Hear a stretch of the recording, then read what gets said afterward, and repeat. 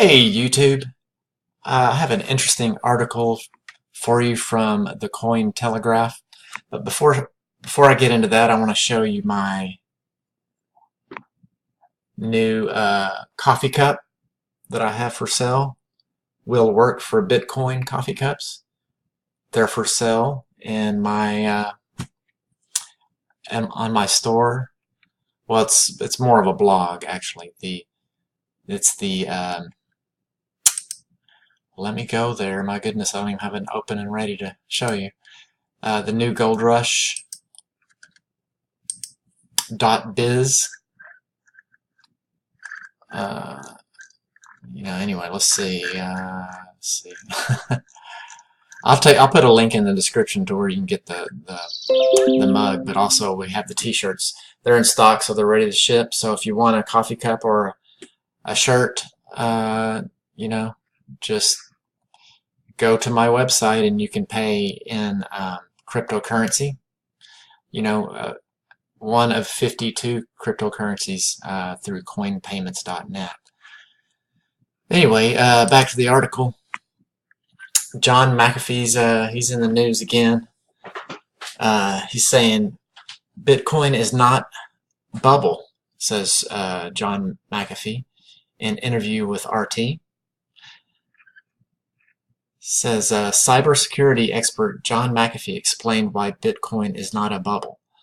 In an interview with RT, McAfee defended Bitcoin from people saying it is a bubble, stating that it is not and it will continue to grow. Known for his bold predictions that Bitcoin will reach 500,000 within 3 years, he's confident that Bitcoin cannot be considered a bubble.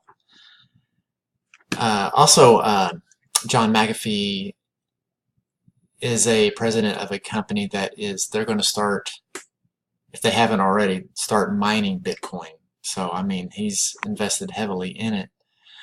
So is Dell Computer, among others. But and this should tell you that, big players are getting into the field to mine Bitcoin. It's not just a fad or a bubble or a speculator thing. Let me continue on with the article here. Here's the video. You can come see it yourself. It's only like 5 minutes long. I'll link that in the description as well. Bitcoin is not a fiat currency. Asked why the word bubble cannot be applied to Bitcoin, McAfee explained that Bitcoin is not a fiat currency. John McAfee, founder of McAfee Inc., says, Bitcoin is not a fiat currency. It costs over $1,000 to create a Bitcoin today in electricity and computing cost. He also added that the value of Bitcoin is directly correlated to its number of users and the equivalent number of transactions. John McAfee adds, the value of Bitcoin is linked to the number of users and the number of transactions. To further explain why Bitcoin cannot and should not be considered a bubble, he continues to describe how Bitcoin grows. He said that while people use it for a speculative purpose, it is not and cannot be tagged as a speculative investment. He said that the value of Bitcoin grows as the Bitcoin network grows.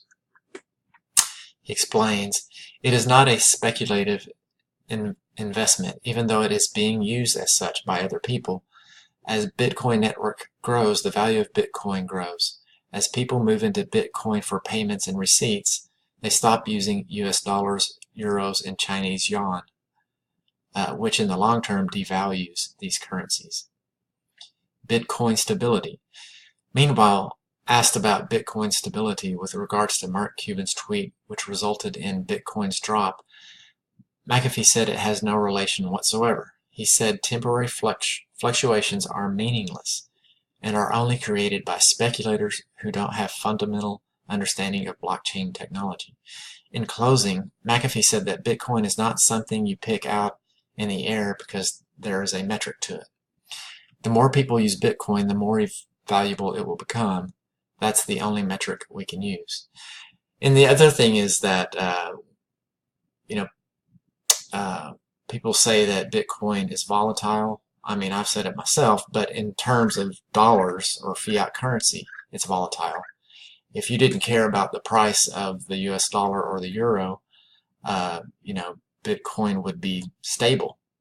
You know, I think that these fluctuations are signs of the dollar's dying. And since the dollar is a world reserve currency, many other currencies are pegged to it. So it's going to have, as the dollar is devalued and you know, is dying, it may always be around, but it's being hyperinflated. So it's going to be like a worldwide hyperinflation, a worldwide Weimar Germany or Zimbabwe dollar. You know, within the next year or two, I mean, I think prices, we're already seeing inflation of the dollar in real estate, in the real estate market, and in, to a lesser extent, food prices. But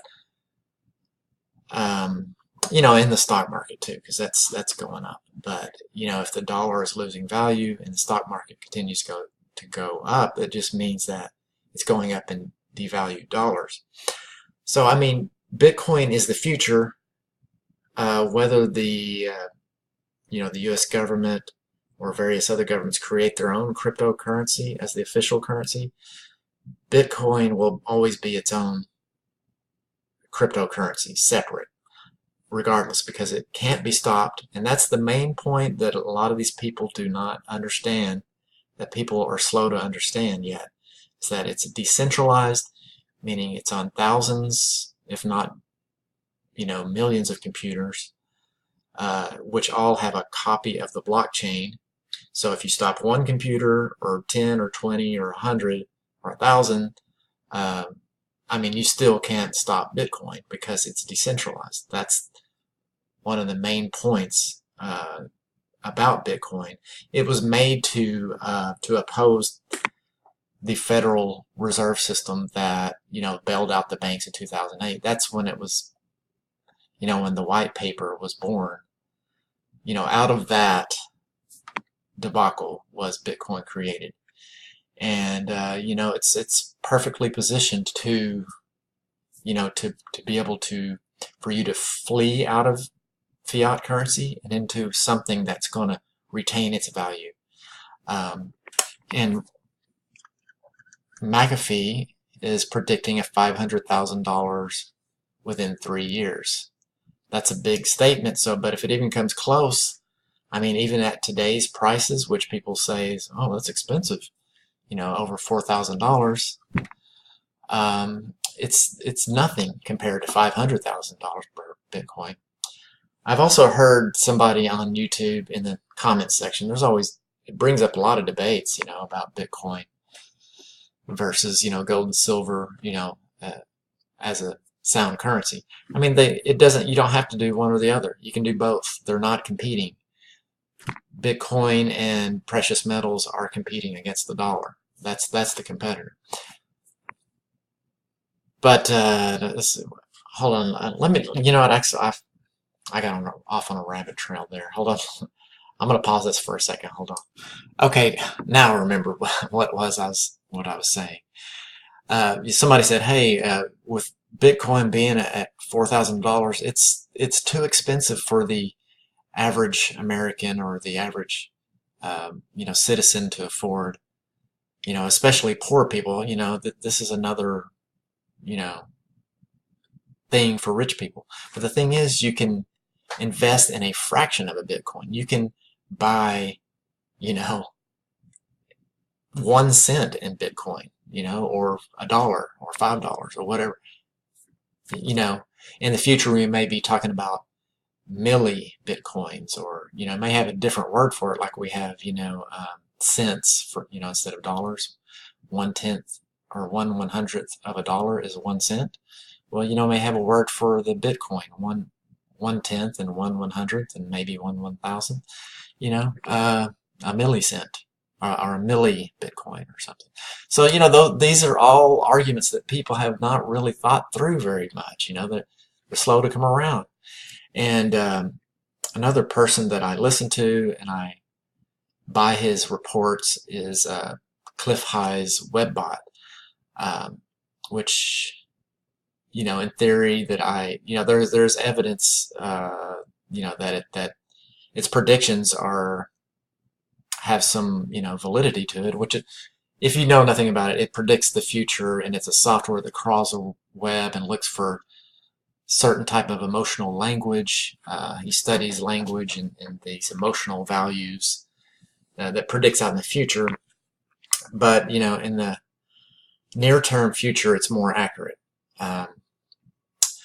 But, on some things, it hasn't been accurate, but it's been more than 50% accurate overall, just on general and on different things.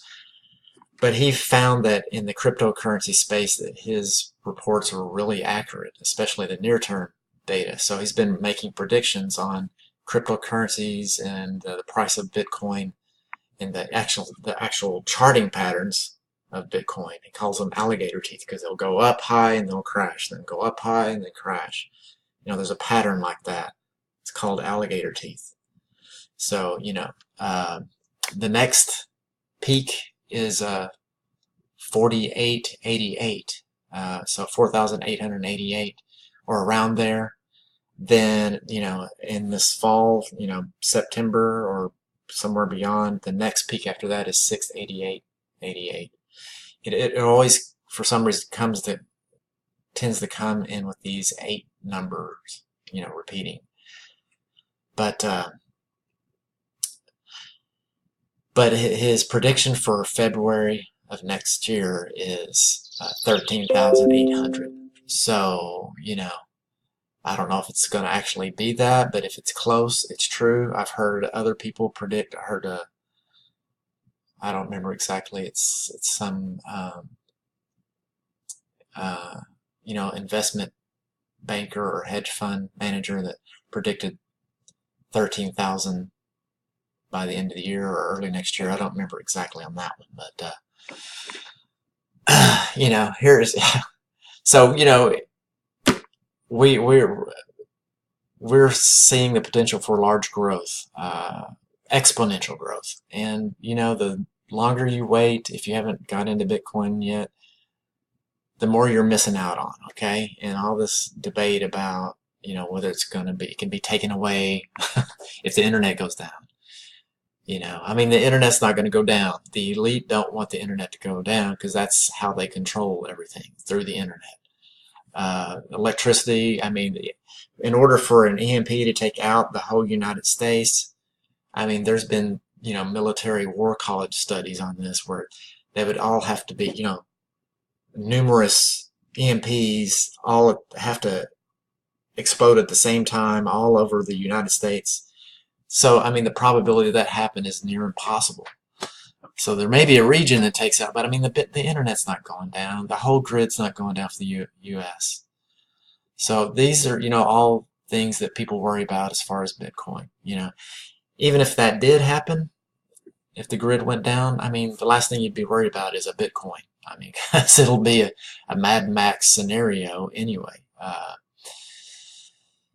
But anyway, so just I wouldn't recommend putting all your money into Bitcoin. It's just like anything, an investment. You want to put a portion of your investment in it.